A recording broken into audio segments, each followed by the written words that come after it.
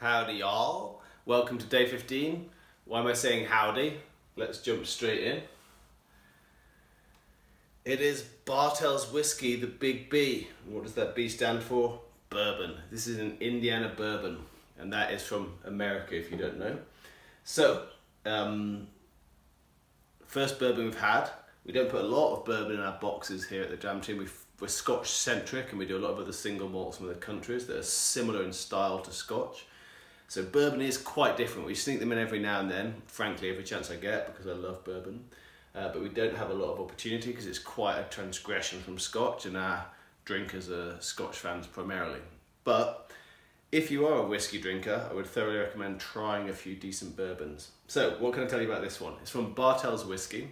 They're an independent bottler of whiskey up near Loughborough in the UK here. And this in itself is interesting to me because we've got a Scotch bottler, and I believe they do cask brokerage as well, bringing a bourbon to market, which I think is cool, mainly because I like bourbon. So what's the Big B? The Big B is a 2-year-old bourbon that is actually pretty much the minimum age, I believe, to be categorised as a bourbon. I'm not quite as hot on the regulations around bourbon as I am Scotch, but I believe that's the case. And bourbon itself is very interesting to me because there's the one bit of rules and regulations I do know is about how the casks have to be made. And the casks have to be made from virgin oak. That means freshly made barrels from oak. So why is that? So back after Prohibition, the cooperage industry, that's barrel making, and the forestry industries had both suffered really badly from Prohibition because not much whiskey and other cask-aged alcohols were being produced. So when Prohibition ended, the US government wanted to really help boost those two industries. So what they did was said, bourbon must be stored and aged in virgin oak casks. And what that meant was lots of demand for cooperage and lots of demand for the forestry industry to produce more oak. So ever since, that's been the case, and that really makes bourbon what it is today as a spirit.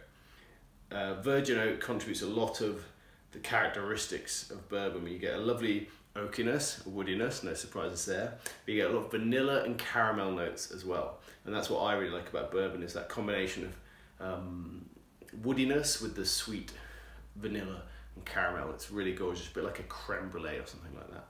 So let's give this one a little try. Yep, that's all there, even though it's 2 years old, because it's in that fresh oak.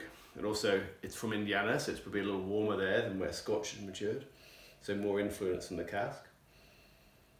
Oh yeah, just oodles of woodiness, a bit of furniture polish kind of smell, but in a nice way, like you've just polished your favourite mahogany desk or something. And then you've got that lovely vanilla and caramel, brown sugar influences, that sort of thing. I'm going to taste it. Oh yeah, it's beautiful. Even at 2 years old, that's got a lot of flavour to it. It's not a particularly complicated dram, this one. I've had some better aged bourbons that are more complex and have a bit more going on, a bit like an older Scotch, but it is still absolutely delicious. So if you've not tried bourbon, check out the Big B from Bartels if it's still going, or look out for their next release of a bourbon, or even just try some of the ones in your local supermarket. Some of the ones around 20 to 30 pounds are very drinkable. I would always drink a bourbon at 20 to 30 pounds over a Scotch at 20 to 30 pounds personally. Right, so that's day 15. Back tomorrow for day 16. And I've just realised that I forgot to do the introduction to 25 days of drams. But if you've got this far, I'm assuming that you know what it is anyway. But don't forget to enter the giveaway to win all 25 and tell us what you would like to see in an advent calendar for next year. And tune in for the last 10 or so days that we have left until Christmas. Cheers.